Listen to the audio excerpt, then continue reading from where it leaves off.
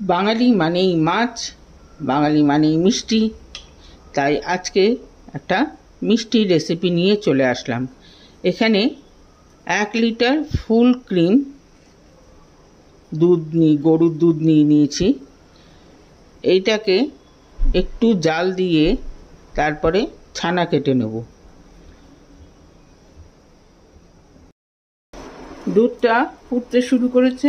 এখানে half cup জলে 2 চামচ ভিনিগার মিশিয়েছি। এটা আস্তে আস্তে দেব। এই সময় ফ্লেমটা কিন্তু কমিয়ে রাখব। অল্প করে দিয়ে দেখব ছানাটা কাটছে কিনা।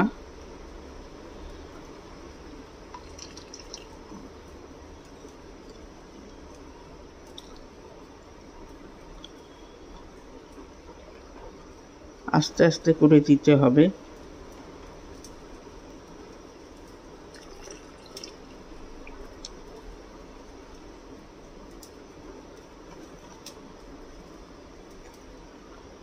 ফুল ক্রিমে দুধ কাটতে একটু সময় লাগে।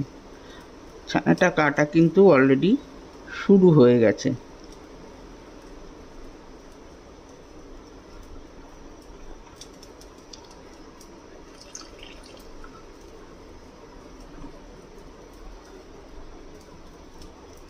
এই যে ছানাটা কেটে গেছে।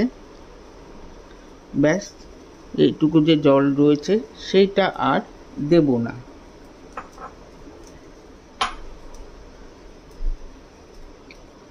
এইবারে ছানাটাকে জলটা থেকে ছেঁকে নেব। এই ছানাটা দই দিয়েও কাটা যেতে পারে। দই দিয়ে কাটলে কিন্তু ছানাটা ধুতে লাগবে না, কিন্তু ভিনিগার আর লেবুর রস দিয়ে যদি কাটা হয় তাহলে কিন্তু এটা একটু ধুয়ে নিলে ভালো, তাতে ভিনিগারের বা লেবুর গন্ধটা চলে যায়। ছানাটা এবার ফ্রেশ জলে ভালো করে ধুয়ে নেব। এটা আমি একবার দেখাচ্ছি, 2-3 বার এটাকে ধুয়ে নেব। ধুয়ে এটাকে এইভাবেই ঝরিয়ে নেব।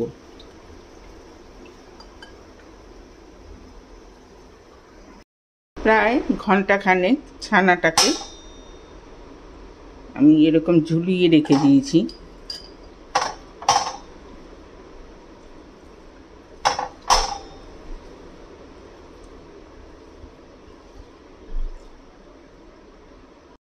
এটাতে দেব প্রায় 15 গ্রামের মতো খোয়া ক্ষীর। দেব 2 টেবিল স্পুনের মতো ময়দা, একদম উঁচু উঁচু। 1 চামচ দেব কর্নফ্লাওয়ার পাউডার, 1 চামচ চিনি, 1/4 চামচ বেকিং সোডা। এবারে এটাকে সব মিশ্রণটাকে খুব ভালো করে মাখতে হবে, একদম নরম যেন হয়। চিনির দানাগুলো রয়েছে সেগুলো যেন একদম মিশে যায়। যেভাবে আমরা রসগোল্লার ছানা মুথি সেইভাবেই কিন্তু এটা করতে হবে। এইটাতে একটু টাইম লাগে।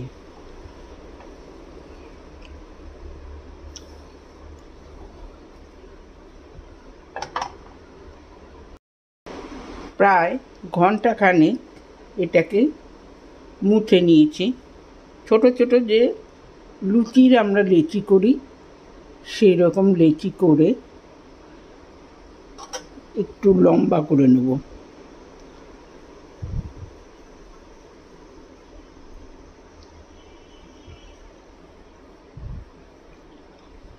হাতটাকে একটু স্প্রেড করে দিয়ে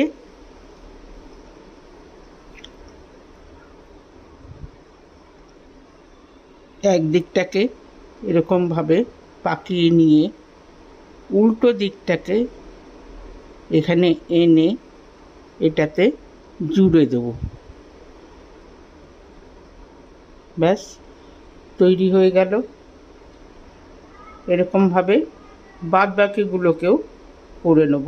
এরকম ডেইচিটা আগে বানিয়ে নিই।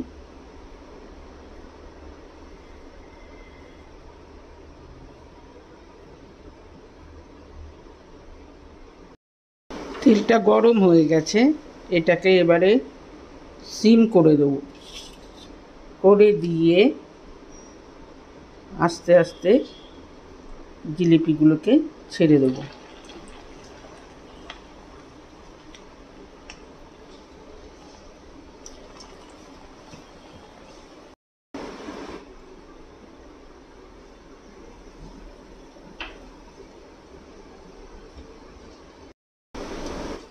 ইনিশিয়ালি তেলটা গরম ছিল, তো এটাকে উল্টে দিলাম।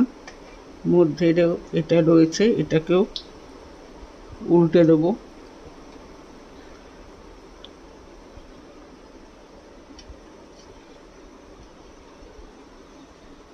বাকিগুলো ধীরে ধীরে হবে।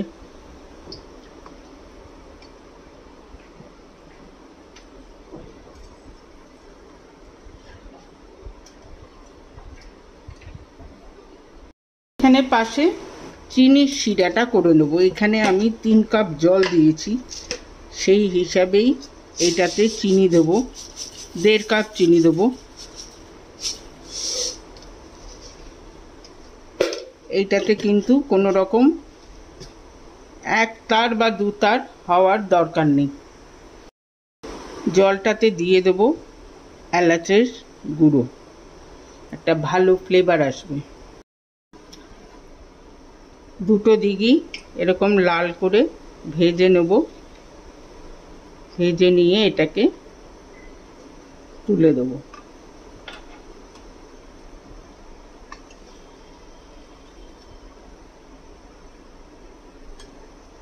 ভাজার কাজ এবারে শেষ। শিরাটা তৈরি হয়ে গেছে। এটা কিন্তু কোনো 1 তার হবে না। এটাকে এবারে একদম সিম করে দেব। করে দিয়ে ভাজাগুলো জিলাপিগুলো এটার মধ্যে দিয়ে দেব।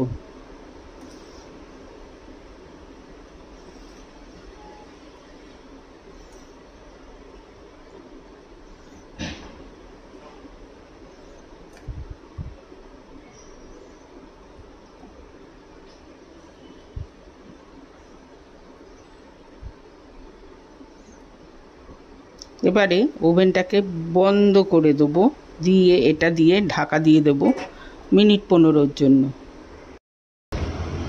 ব্যাস তৈরি হয়ে গেল ছানার জিলিপি। কেমন লাগলো রেসিপি অবশ্যই কমেন্ট বক্সে জানাবেন। লাইক করবেন, শেয়ার করবেন ফ্রেন্ডস অ্যান্ড ফ্যামিলিদের সাথে। সাথে আমার চ্যানেলটিকে সাবস্ক্রাইব করতে ভুলবেন না। আজকে তাহলে চলি, নেক্সট দিন আরেকটা এরকম মজাদার খাবার নিয়ে আসবো। সবাই ভালো থাকবেন, সুস্থ থাকবেন। ওকে দেন, বাই।